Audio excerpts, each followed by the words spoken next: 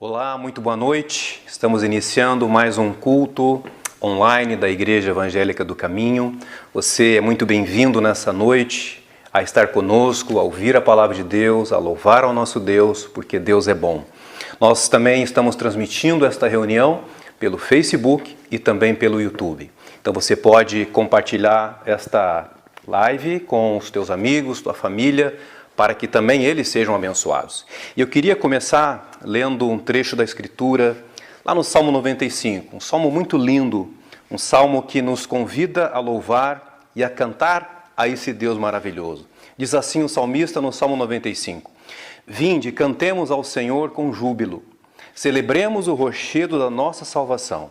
Saiamos ao seu encontro com ações de graças, vitoriemo-lo com salmos, porque o Senhor é Deus supremo, o grande rei acima de todos os deuses. Nas suas mãos estão as profundezas da terra e as alturas dos montes lhe pertencem. Dele é o mar, pois ele o fez. Obra das suas mãos, os continentes. Vinde, adoremos e prostremo-nos, ajoelhemo-nos diante do Senhor que nos criou.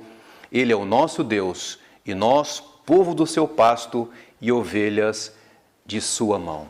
Como é bom saber, meu irmão, minha irmã, como é bom saber, meu amigo e minha amiga, que nós somos do Senhor. Nós pertencemos a Ele. Jesus nos comprou com um alto preço. Ele morreu na cruz para nos dar vida, vida eterna e vida em abundância nesse mundo. Por isso, eu gostaria de orar com você agora. Vamos orar e vamos entregar tudo nas mãos do nosso Deus. Muito obrigado, Senhor, por esse momento tão especial. Abre a nossa mente e abre o nosso coração para as maravilhas da Tua lei. Nós Te amamos, nós Te adoramos, nós entregamos tudo a Ti. Que o nosso coração nesta noite possa se quebrantar e possa estar perto de Ti, Senhor. Abençoa cada ouvinte, abençoa a palavra, abençoa os louvores que nós vamos Te dar nessa noite. Que Tu receba em Tuas mãos, que chegue até as Tuas narinas como aroma suave a nossa adoração e o nosso culto a Ti, porque o Senhor é bom e a Sua misericórdia dura para sempre. Nós vamos agora a um louvor e depois com a palavra de Deus. Deus abençoe a tua vida.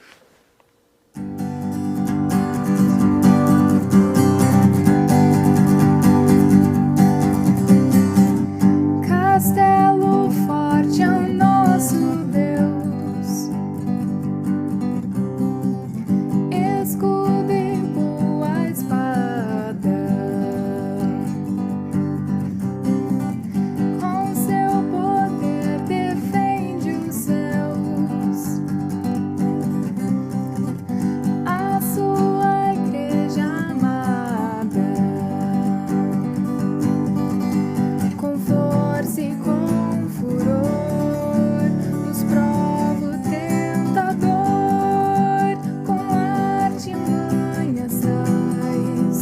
Astúcias infernais,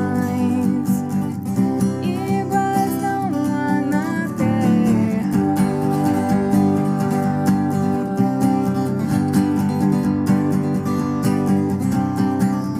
A nossa força nada faz. Estamos nós perdidos.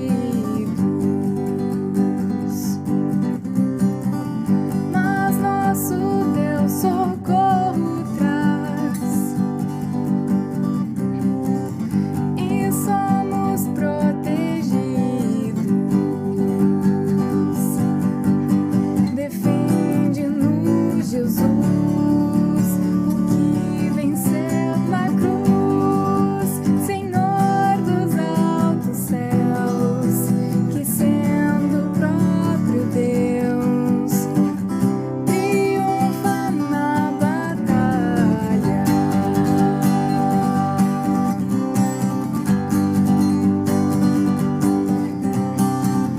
Sim, que a palavra ficará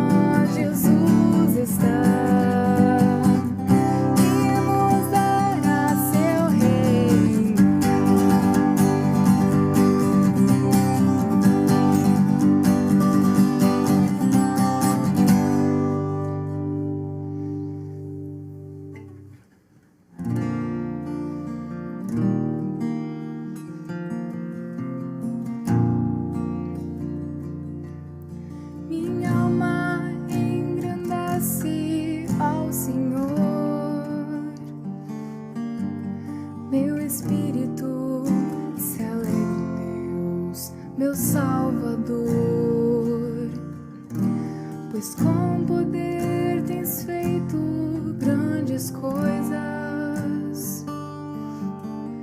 e com misericórdia demonstrado amor.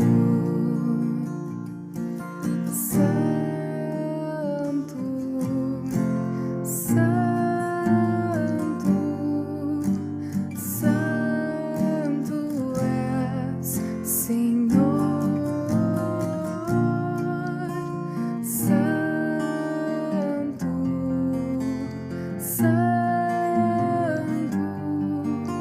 Santo és, Senhor.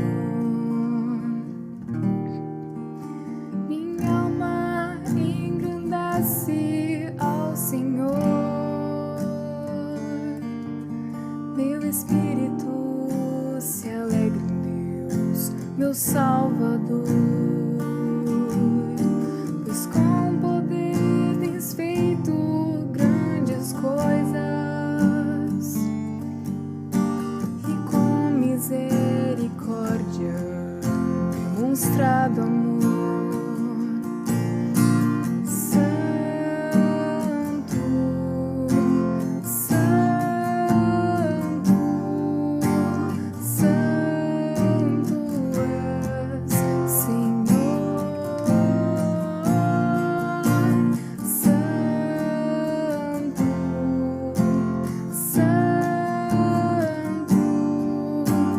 Santo és, Senhor. Tem enchido nossas lâmpadas com o óleo do Espírito, tens feito sua vide florescer. Tem enchido nossas lâmpadas com o óleo do Espírito, tens feito sua vide florescer.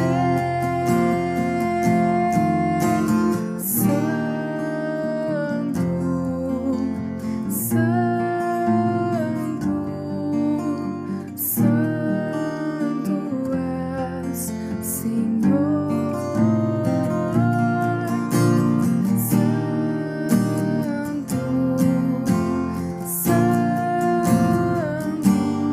Santo, Santo, Santo és, Senhor.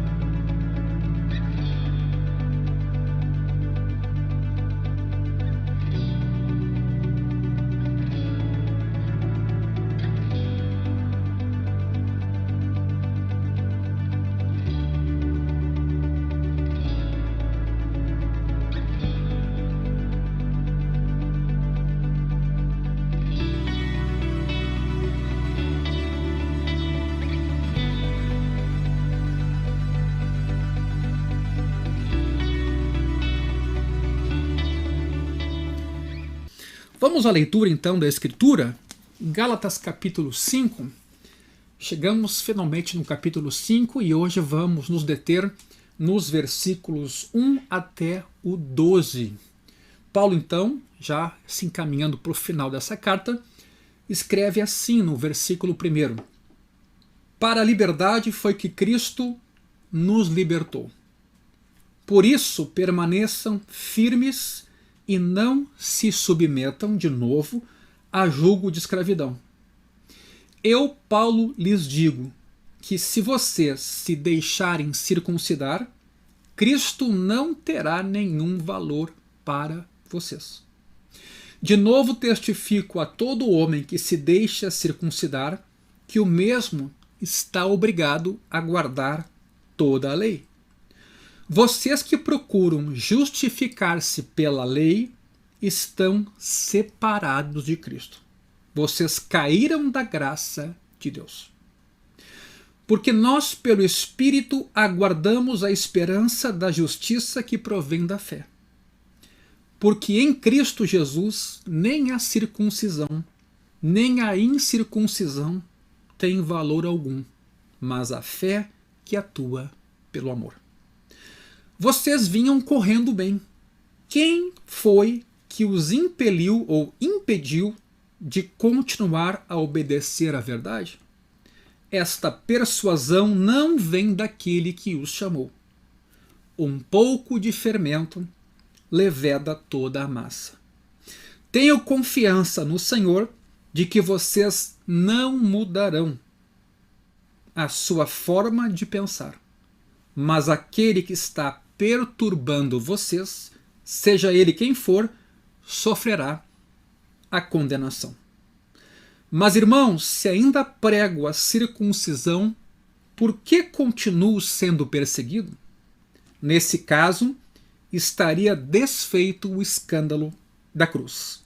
Quem dera até se mutilassem aqueles que estão perturbando vocês. O versículo 1, que eu agora leio na nova tradução da linguagem de hoje, está escrito assim: Cristo nos libertou para que nós sejamos realmente livres. Ou seja, a nossa condição anterior, antes de Jesus entrar na nossa história, era de escravidão. E vimos isso muito bem com Paulo nessa carta. Escravidão à lei. Assim, a conversão, como Paulo a apresenta aqui, a nossa conversão a Cristo, aqui é descrita como um ato de libertação, de emancipação, eu diria até, e onde a vida cristã é uma vida de liberdade. É preciso entender muito bem isso, ao contrário do que às vezes algumas pessoas entendem. Essa liberdade, atenção meu irmão, minha irmã, não é em primeiro lugar uma libertação do pecado. É muito comum citar-se esse texto para dizer que agora em Cristo eu estou livre do pecado. Bom, isso é consequência, mas a libertação da qual Paulo está falando aqui no versículo 1 é uma libertação da lei. Ou seja, eu não dependo mais da lei para ser salvo, é Cristo quem me salva, porque essa lei, como eu não conseguia cumpri-la, ela me prendia, me condenava, me julgava. O que Cristo então fez ao nos libertar não foi tanto libertar a nossa vontade da servidão do pecado. E aqui Lutero acerta muito bem quando diz que a gente continua pecador, inclinado para o mal, convive com essa natureza pecaminosa. Então essa libertação aqui ainda não é da vontade do pecado, mas a libertação da consciência da culpa do pecado. Quando eu olho para mim, eu me vejo pecador, mas quando eu olho para Cristo, eu vejo Ele como meu Redentor e meu justificador, e isso me dá paz. Justificados, pois, mediante a fé, temos paz com Deus por meio de Jesus. Então isso é fundamental nesse primeiro versículo, compreender de que libertação ou de que liberdade se está a falar, e a liberdade aqui é de consciência. Ou seja, a liberdade que Paulo descreve aqui é de consciência, a liberdade da tirania da lei, dessa luta terrível para guardar a lei e não ter êxito. Isso gera culpa, gera medo, gera incerteza, gera fardo. É a liberdade da aceitação divina e do acesso a Deus através de Cristo. Isso é ser livre nesse texto aqui. A convicção, a certeza de que eu, embora pecador, ainda assim sou aceito e sou justificado diante de Deus pelos méritos de Cristo e não pelos meus. Então eu preciso sempre olhar para Cristo. Assim como Pedro, tentando caminhar por sobre as águas, vendo o vento, a tempestade, a força da onda, reparando nisso, perde o foco de Cristo e sucumbe, até que Cristo o toma pela mão e o faz ressurgir. Queridos, esse entendimento aqui é fundamental para compreendermos o Evangelho E de que liberdade Paulo está falando aqui? A liberdade de consciência, porque há uma batalha que a gente trava na mente, quando o diabo muitas vezes, vendo que a gente é pecador, nos acusa, nos condena, nos desqualifica, rouba a nossa dignidade, nos bota no chão, mas de uma tal maneira que a gente não consegue nem olhar para Cristo. É preciso nessa hora, sim, reconhecer que o diabo de certa forma está certo, a gente é um pecador, mas a gente não vai a Deus por aquilo que é, a gente vai a Deus por aquilo que Cristo é, por aquilo que Cristo fez, e Ele nos abriu um caminho pleno de aceitação junto ao Pai. Não pelos nossos méritos, mas pela graça de Deus. Essa é a mensagem do Evangelho que faz o homem livre, a mulher livre, roubando da gente aquela culpa, tirando de sobre nós essa angústia e nos trazendo paz. Por isso, considerando que Cristo nos libertou para sermos livres, meus irmãos, porque é essa a argumentação de Paulo, devemos continuar livres. Devemos permanecer livres e não podemos, como Paulo escreve aqui, nos submeter de novo a julgo de escravidão. Então, se Paulo está escrevendo isso, é porque pode haver uma tendência nessa direção. A gente tem um encontro com Cristo, com o Evangelho, com a graça de Deus, mas daqui a pouco a gente assume as rédeas da nossa vida e passamos a tentar um autossalvamento. Paulo diz, tendo experimentado essa graça e esse favor imerecidos, não se submetam de novo a julgo de escravidão. Portanto, devemos desfrutar a gloriosa liberdade de consciência que Cristo comprou para nós através do seu perdão. Não importa nem o que a minha mente diga, nem o que eu enxergue, nem o que o diabo diga e nem o que outras pessoas digam. Em Cristo não há condenação mais para mim. Eu estou redimido. Eu fui aceito. Eu sou perdoado. Eu sou livre. Ora, nesse caso aqui, é importante a gente destacar, não devemos cair na ideia de que devemos ganhar a nossa aceitação junto a Deus, inclusive através da obediência. Obedecer é uma consequência da fé, mas não é um pré-requisito dela. Porque, de novo, a obediência como pré-requisito coloca toda a ênfase em mim e o peso em mim, e eu me sobrecarrego. E não consigo chegar lá porque eu sou um pecador. O quadro aqui parece ser o de um boi arcado sob um pesado jugo, já que não se submeter, como Paulo escreve nesse texto, significa não estar sobrecarregado com alguma coisa. Este é o sentido, quer dizer, para a liberdade Cristo nos libertou, logo permaneçam firmes e não se submetam de novo, quer dizer, não se sobrecarreguem de novo, submetendo-se a jugo de escravidão. E repito, parece que Paulo tem em mente aqui um boi quase que curvado, né, por causa de um jugo pesado. Mas aí eu cito um texto muito belo de Levítico 26, versículo 13, onde, falando sobre o que Deus fez no povo de Israel, está escrito assim: Eu sou o Senhor, o Deus de vocês, que os tirei da terra do Egito, para que não fossem escravos dos egípcios. Quebrei o jugo que pesava sobre vocês e os fiz andar de cabeça erguida. É dessa liberdade que Paulo está a falar aqui, meus irmãos. Nós podemos andar de cabeça erguida, o que não tem nada a ver com ser soberbo, o que não tem nada a ver com ser vaidoso, ao contrário, é porque estamos em Cristo, podemos ter esperança e andar de cabeça erguida. Não estamos mais a depender de nós para essa salvação, mas dos méritos de Cristo. Logo, Paulo diz, não se submetam de novo a nada da lei que pese, que condene, que subjugue vocês. Pelo contrário, andem de cabeça erguida, tendo sido libertos. Ora, isso acontece, meus amigos, na vida cristã. Uma vez estivemos já sob o jugo da lei, tentando um autossalvamento, mesmo às vezes em meio à fé cristã. Estávamos subjugados por exigências às quais não tínhamos capacidade de atender plenamente, pelo menos. Sede santos porque eu sou santo. Como atender a essa demanda com o coração que temos? E estarmos condenados, então, por causa da nossa desobediência ou da nossa incapacidade de obedecer nossa omissão.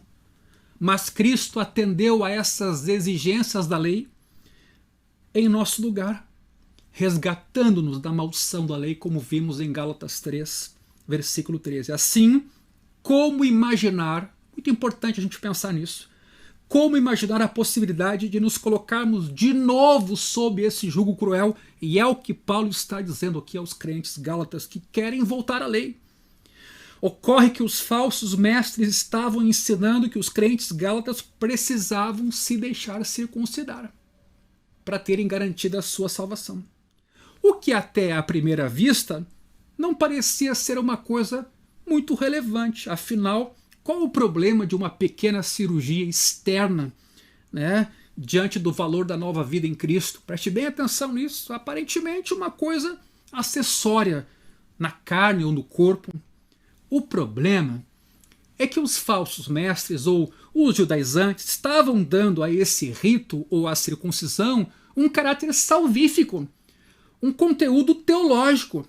E aí temos que lembrar Atos 15:1, que gerou toda essa carta de Paulo aos Gálatas. Estavam dizendo os judaizantes o seguinte: se vocês não forem circuncidados segundo o costume de Moisés, não podem ser salvos. Era o que havia sido espalhado nessa comunidade, entre as igrejas dessa região. Isso era a mesma coisa que dizer que Moisés e sua lei deviam ter a permissão de concluir o que Cristo só tinha começado, mas não finalizado. E que então os crentes gálatas deviam cumprir toda a lei, não só a circuncisão, mas também guardar o sábado ou outros mandamentos que Moisés estivesse impondo sobre eles. O que diz o versículo 2 desse capítulo 5? Eu, Paulo, lhes digo. Indica, por parte de Paulo, uma advertência direta e pessoal. E o que ele adverte aqui? Primeiro, Cristo não terá valor algum para vocês. Você sabe o que é isso? Você ser cristão por causa de Cristo e de repente você acrescentar para a sua salvação obras e você se desvincular de Cristo? Então, não é qualquer coisa que está em jogo aqui. E mais, o apóstolo Paulo ainda diz no versículo 4 que estamos separados de Cristo, ou os gálatas estão, porque caíram da graça de Deus, diz o versículo 4, se eles tentam adicionar à fé obras. Ou seja, atenção, acrescentar a circuncisão na obra de Deus de salvação, que é por meio de Cristo, adicionar a circuncisão é perder a Cristo. E procurar ser justificados pela lei, segundo o versículo 4, é cair da graça. Não há como conciliar esses dois caminhos, porque eles são antagônicos, diferentes. Um começa em Deus, o outro começa no ser humano. A salvação, segundo Paulo vai elaborar muito bem nessa carta, está em Cristo somente, pela graça somente e através da fé somente. Aqui uma afirmação muito importante na Reforma Protestante. Solus Christus, solo gratia e sola fide. Quer dizer, somente por meio de Cristo, somente através da graça, somente por meio da fé é que o ser humano pode ser salvo. A partir do versículo 5, nessa bela passagem, o pronome que Paulo utilizava até então, vocês, muda para nós. Quer dizer, Paulo se inclui agora nessa situação como crente que é, indicando que ele está pensando na sua experiência pessoal de nascido de novo e até, quem sabe, no risco que todos nós cristãos podemos correr de nos afastar do Evangelho, assim como aconteceu com os crentes gálatas. A ênfase nos versículos 5 e 6, preste bem atenção, está na fé, totalmente na fé. O versículo 5, inclusive, diz assim: nós aguardamos a esperança da justiça que provém da fé. Veja que bela palavra essa. Nós, pelo Espírito, aguardamos a esperança da justiça que provém da fé. Ora, a partir desse texto aqui, nós temos uma esperança, ou no mínimo uma expectativa, de uma justiça plena no futuro. De uma justiça perfeita. Fruto, inclusive, da justificação de Cristo naquela cruz. Para estarmos permanentemente, eternamente com Cristo. Quer dizer, Paulo tem como cristão uma expectativa de uma salvação plena que vai se realizar, de uma justiça perfeita que vai se concretizar quando o pecado será de fato vencido definitivamente, não haverá nada mais a separar a humanidade do nosso Criador. Portanto, não trabalhamos por essa salvação. Paulo diz, nós aguardamos. Nós aguardamos. Nós não lutamos ansiosamente para garantir a salvação e nem imaginamos que podemos obtê-la através das boas obras. Ao contrário, nós a aguardamos, como diz aqui, e uma justiça que vem pela fé, não pelos méritos, mas nos é dada em Cristo. Nesse sentido, meus irmãos, a glorificação final no céu é um dom tão livre de Deus para nós quanto é a nossa justificação inicial. Está integrado no plano de Deus. O que Deus começou nos justificando em Cristo, nos tornando aceitos, é também, na sua continuidade, a nossa glorificação como dádiva livre de Deus a partir da salvação pela fé. Então, que bela palavra essa! Pelo Espírito a gente aguarda a esperança de uma justiça que não é das obras, mas é da fé. Além disso, diz o versículo 6 que em Cristo Jesus o que importa é a fé. Nem circuncisão, nem incircuncisão tem valor algum, mas a fé que atua pelo amor. Quando uma pessoa está em Cristo, meu irmão, atenção, nada mais é necessário. Não só a nossa salvação é Cristo, a nossa santificação também o é. E aqui eu cito 1 Coríntios 1,30, um belo texto. Citei inclusive no domingo passado, quero repeti-lo aqui. Paulo escreve, mas vocês, coríntios crentes, são dele, em Cristo Jesus, o qual se tornou para nós, da parte de Deus, sabedoria, justiça, santificação e redenção, para que, como está escrito, aquele que se gloria, glorie-se no Senhor. Glorie-se no Senhor quer dizer salvação, santificação, tudo é obra de Cristo. E a nossa glória está em Cristo. Tudo que temos e de que precisamos é o próprio Cristo, é o supremo galardão. Logo, essa é a nossa expectativa. Estamos para sempre com o Senhor. Por outro lado, é importante destacar nesse versículo 6 que é verdade que essa vida de fé também é uma vida pelo Espírito, como diz o versículo 5, porque nós, pelo Espírito, aguardamos essa esperança da justiça que provém da fé. Então, a vida de um cristão não é só a vida de fé, ela é uma vida também no Espírito, e esse Espírito em nós produz boas obras, inclusive boas obras de amor, como o versículo 6 diz, a fé que atua pelo amor. Isso a gente vai ver quando chegar no versículo 22 do capítulo 5, o fruto do Espírito é. Atenção, a fé, por meio da qual a gente recebe a salvação, a fé é um dom, e essa fé que a gente recebe é o meio pelo qual Deus nos dá a salvação. Essa fé também é receptora do amor de Deus. E esse amor de Deus que o crente recebe, ele compartilha com os demais. Por isso Paulo então escreve, em Cristo nem circuncisão nem incircuncisão define uma pessoa ou tem valor, mas é a fé que nos é dada. E essa fé que nos é dada é veiculada, é encarnada através de atos de amor. A respeito da fé que atua pelo amor, Lutero escreveu assim em seu comentário aos Gálatas: Quem quer ser um cristão verdadeiro ou pertencer ao reino de Cristo precisa crer verdadeiramente. Assim ele exclui do reino de Deus cortei aqui. Mas não se crê verdadeiramente se as obras do amor não se seguem à fé.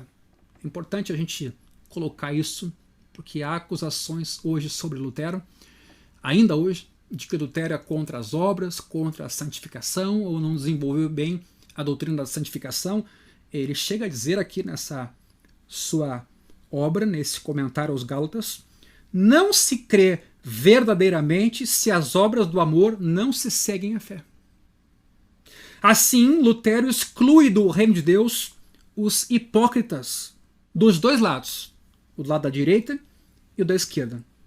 A esquerda exclui os judeus e os presunçosos de obras próprias, dizendo: em Cristo nem circuncisão, isto é, nenhuma obra, nenhum culto e absolutamente nenhum gênero de vida tem valor, mas somente a fé, sem confiança nas obras.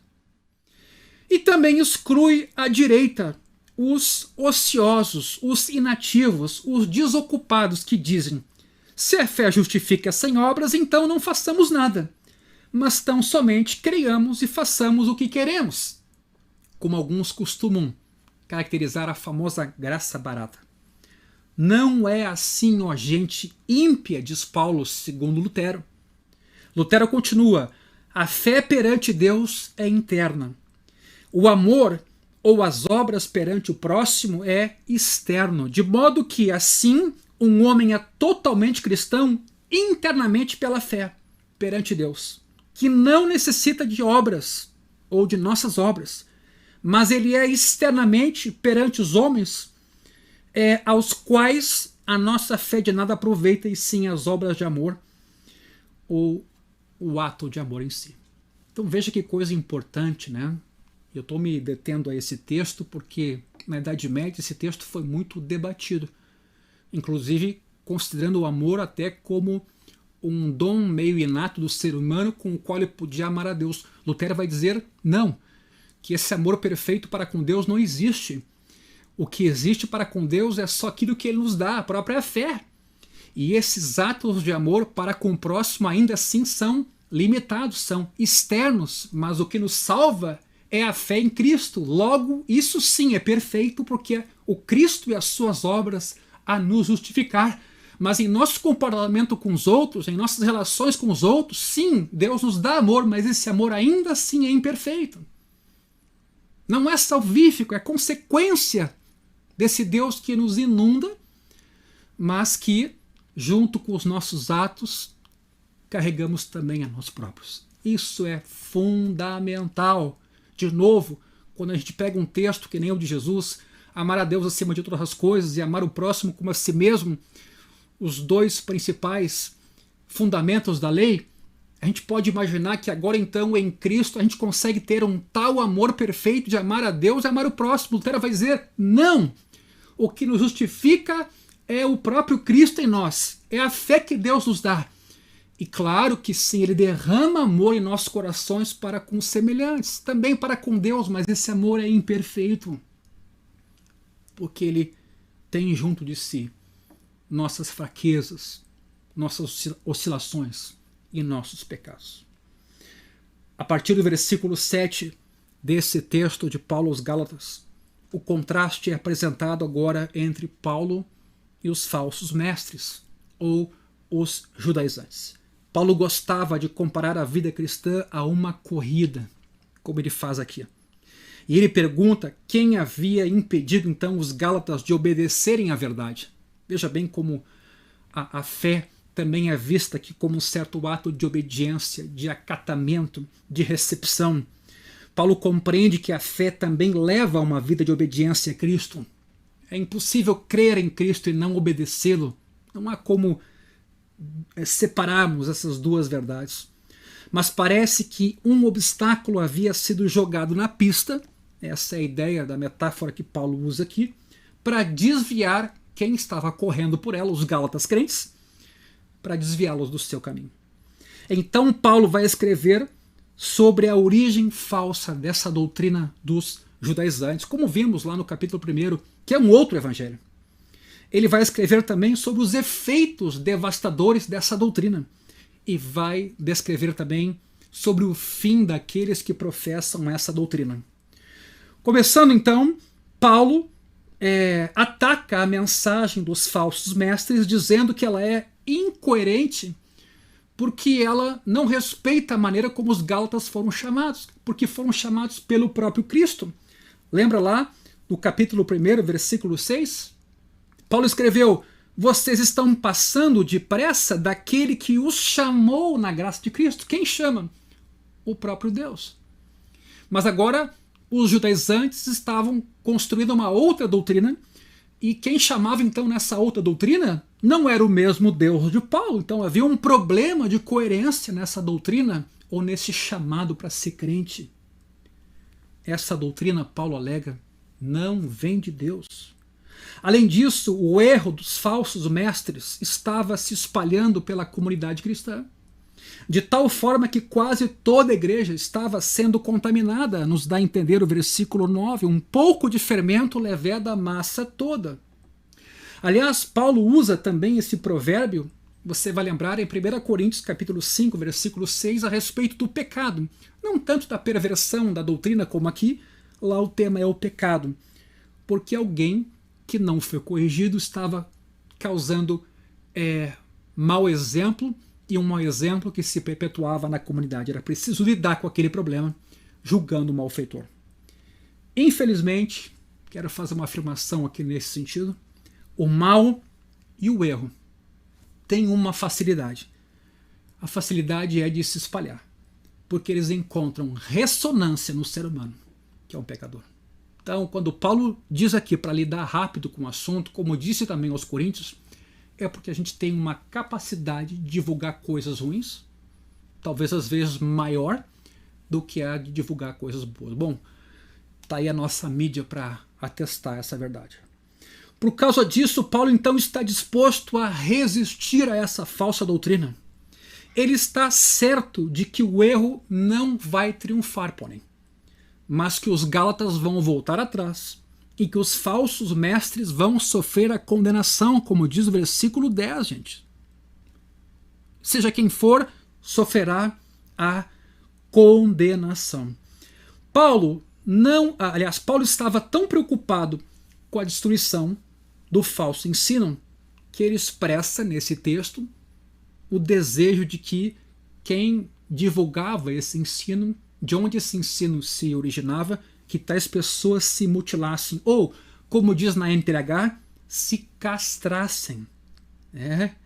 Como os sacerdotes de Cibele, a deusa pagã da Ásia Menor. É uma palavra dura de Paulo.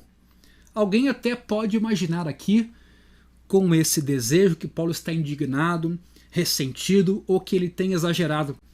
Será? Essa é a pergunta que eu faço numa noite como a de hoje. Mesmo considerando as consequências desse falso ensino difundido entre os gálatas como afastamento de Cristo e da graça, será que Paulo foi duro demais? Será que hoje, em nome do amor, não temos sido relativamente complacentes, meus irmãos, quando somos convocados a nos posicionar a favor da verdade? No mundo como o nosso, relativista, o progressismo cristão se apresenta aparentemente cheio de amor e simpatia. Não que eu não ache que o evangelho seja amor, muito ao contrário. Aliás, eu acho que às vezes nós como igreja falhamos tanto naquilo que Jesus disse que seríamos conhecidos pelo amor. Mas por outro lado, muitas das vezes esse suposto amor ele se apresenta à custa de certas verdades. Pois bem, ódio do bem é o apelido irônico dado à postura que exige amor de todo mundo, mas ao mesmo tempo se sente justificada em seu desamor, quando isso lhe for interessante. Aonde vamos chegar com tudo isso, nesse mundo tão plural, com tanta diversidade, inclusive na própria igreja cristã? Parece que estavam acusando Paulo de defender até ideias judaizantes, como da própria circuncisão. Vejam o versículo 11. Se ainda prego a circuncisão, por que continuo sendo perseguido? Então, o que se depreende desse texto? Talvez Paulo estava sim sendo acusado de ser a favor da circuncisão. Mas ele alega que, se isso fosse verdade, a sua mensagem não refletiria o escândalo da cruz. Ele não teria problemas, não teria oposição, não teria dificuldade. Ora, a mensagem da circuncisão, Paulo quer dizer aqui, é inofensiva, é muito popular, porque é lisonjeira, porque quer dizer que o homem pode por si próprio, melhorando, se aperfeiçoando e fazendo obras, chegar junto a Deus. Mas a mensagem do Cristo crucificado é ofensiva ao orgulho humano. Daí a razão de ela gerar tanta perseguição, meus irmãos. Portanto, considerando que Paulo estava sendo perseguido, é difícil que ele estivesse pregando a circuncisão. Esse é o seu argumento. Vejam o que Pedro escreve na sua primeira carta. Eis que ponho em Sião uma pedra angular, eleita e preciosa, e quem nela crer não será envergonhado. Portanto, para vocês, os que creem, esta pedra é preciosa. Graças a Deus que em Cristo a gente não encontra obstáculo. Mas para os descrentes, a pedra que os construtores rejeitaram, essa veio a ser a pedra angular, e pedra de tropeço, e rocha de ofensa. Está dando para perceber? Que a salvação pela fé exclusivamente por Cristo e pela graça é ofensiva, logo ela não é popular, logo ela ofende o orgulho humano que não entende e não quer aceitar que não se pode salvar. No capítulo 6 de Gálatas, nós vamos chegar lá daqui a algumas semanas, Paulo escreve assim: todos os que querem ostentar-se na carne, esses querem obrigar vocês a se deixarem circuncidar. Agora veja o motivo. E agem assim somente para não serem perseguidos por causa da cruz de Cristo. A cruz de Cristo foi uma vergonha. A cruz de Cristo de fato era um insulto ao orgulho e à vaidade humana. Ao próprio judaísmo ela era um insulto. O colocado na cruz era maldito. Mas esse maldito se tornou o nosso Redentor e a nossa justificação. Que tema delicado, meus irmãos. Assim, a oposição ou perseguição, escute bem isso agora, é uma característica do pregador verdadeiro. Os Isaques desse mundo estão sempre sendo perseguidos pelos Ismaéis. Lembram da semana passada?